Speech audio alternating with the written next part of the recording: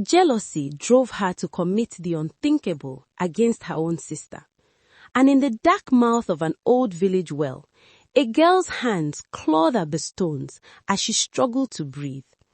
Above her, a second girl stood shaking, her wrapper tight around her waist, her chest rising and falling fast. Her eyes were wild. Her face was wet with sweat and fear. She leaned over the well and whispered, voice cracking, "Stay there, Ada. Stay there and disappear." And that was the night the whole village learned that jealousy can turn blood into poison. Long before that night, the girls had been known as the closest sisters in the village. Their names were simple, Ada and Kemi. Ada was the older one by just 1 year.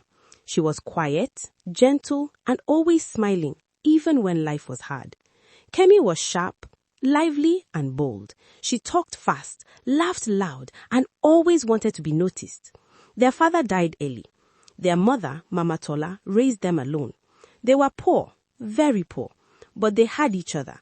And in that small mud house, the two girls shared everything: food, clothes, secrets, even dreams. At night, when the rain beat the roof, they would lie side by side on the same mat and whisper about the future. One day, Ada would say, "I will build Mama a better house." Kemi would grin and say, "And I will marry a rich man, a very rich man." They would laugh together until sleep carried them away. They were sisters, they were friends, they were one heart. As the girls grew, people began to notice Ada more. Not because Ada was loud, not because she was proud, but because Ada had a strange kind of light. She was beautiful in a simple way. Soft eyes, gentle face, calm voice. Even when she carried firewood on her head, she looked like peace. The village women started talking. "That girl is a blessing. She has good character. See how she takes care of her mother." Even the elders smiled when Ada passed. At first, Kemi did not mind. Ada was her sister. If Ada was loved, they were both loved. But slowly, something inside Kemi began to shift. It started small, like a seed of heat inside her chest. One market day, the chief's wife came to their stall. Mama Tola sold vegetables, okra, pepper, ugu leaves. Ada stood beside her mother, helping, arranging the vegetables neatly. Kemi was nearby, chewing sugarcane, looking around, hoping someone would notice her. The chief's wife looked at Ada and smiled warmly. "Ada," she said, "you are a good girl. I hear you help your mother well." Ada bowed politely. "Yes, ma." The woman turned to Mama Tola. "This girl has grace. If she keeps like this, she will marry well." Mama Tola's eyes filled with happy tears. Ada smiled shyly. But Kemi's face tightened. Nobody looked at her. Nobody praised her. It was like she was invisible. On the way home, Kemi walked behind them, silent. That night, while Ada slept, Kemi lay awake staring at the ceiling, and in her mind a voice began to whisper, "Everyone loves Ada more."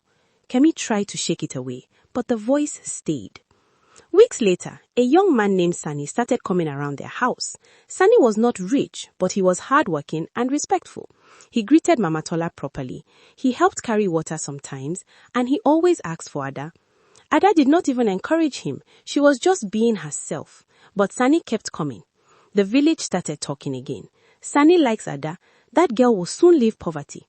Kemi watched from the corner every time. At first, she told herself, "Ada deserves it." But soon, she began to feel something bitter.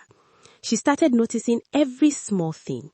How Ada laughed softly, how Ada spoke gently, how Mama smiled more when Ada entered the room. She began to see Ada as competition, not as family. Competition.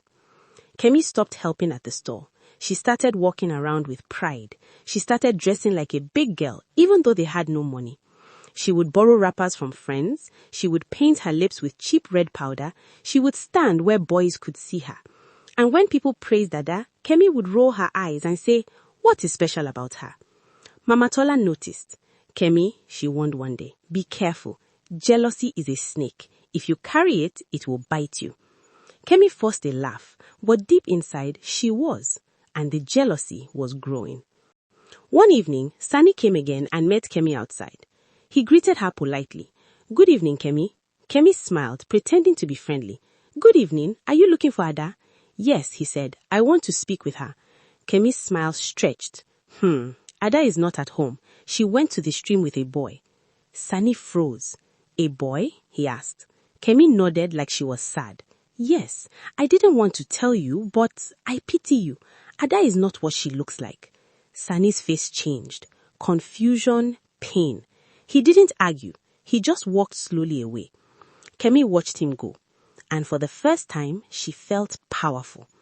That night, Ada came back and asked, "Where is Sani?" "He didn't come today."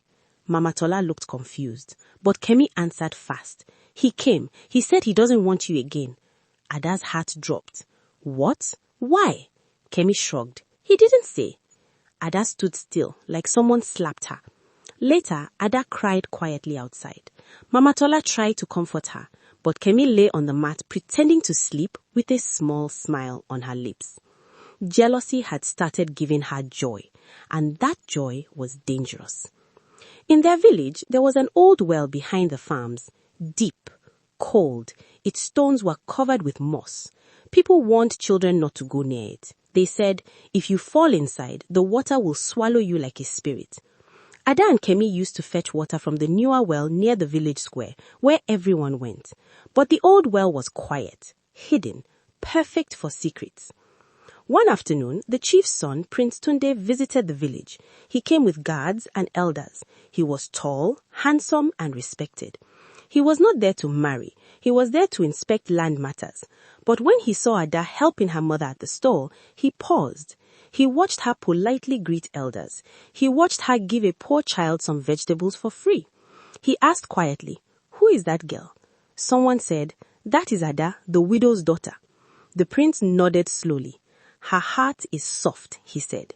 The villagers heard it, and just like fire, the news spread. The prince noticed Ada. The prince likes Ada. Kemi heard it too, and that day, something in her snapped. She felt hot. She felt dizzy. She felt like she could not breathe. Not because Ada did anything wrong, but because Ada was shining again. In that evening, Kemi called Ada. "Ada, come. I want to show you something." Ada looked surprised. "Show me what?" Kemi forced a sweet smile. "A place. Come, let's talk." Ada followed her because she trusted her sister. They walked into the night, past farms, into silence. When they reached the old well, Ada stopped. "Kemi, why are we here?" Kemi turned to her and smiled too calmly. "Ada," she said softly, "do you know why people love you?" Ada blinked. "Kemi, what are you saying?" Kemi stepped closer. "They love you because you have everything," she whispered, "even when you don't try." Ada shook her head slowly. "Kemi, you are my sister." Kemi's eyes hardened. "No," she said, "you are my problem." Ada stepped back. "Kemi?" And suddenly, Kemi pushed her, hard. Ada's body flew backward. Her scream tore the air as she fell into the well. Splash! Kemi stood frozen, shaking. Then she heard it. Ada was still alive. She was coughing, crying, begging. "Kemi, please help me." Kemi's breath came fast. If Ada came out, everyone would know. If Ada lived, Ada was still shine, and Kemi could not bear it. She grabbed a stone and looked into the well. But then a loud voice came from behind. "Kemi!" Kemi turned and saw an old hunter standing there, holding a lantern. He had been passing and heard the scream. His eyes were wide. "What have you done?" he shouted. Kemi dropped the stone and ran, but the hunter ran to the well shouting for help. Men came, ropes were brought. Ada was pulled out, weak, trembling, soaked, but alive. The village gathered. Mama Tola cried like her heart was splitting. When Kemi was caught, she refused at first, but the hunter spoke, and Ada spoke too, with tears. The elders looked at Kemi with disgust. Mama Tola did not even shout. She only said one sentence. "Kemi, why?" Kemi opened her mouth, but no excuse came out that could heal what she did. Kemi was punished and sent away from the village. Not killed, not beaten, just sent away. Because the elders said, a heart that can push blood into a well is a heart that can burn the whole village. Ada survived, but she changed. She became quieter, wiser, and something else happened. The prince heard what happened. He heard that Ada was innocent. He heard she was kind. He heard she survived the well. And he said, "A woman who survives betrayal has strength."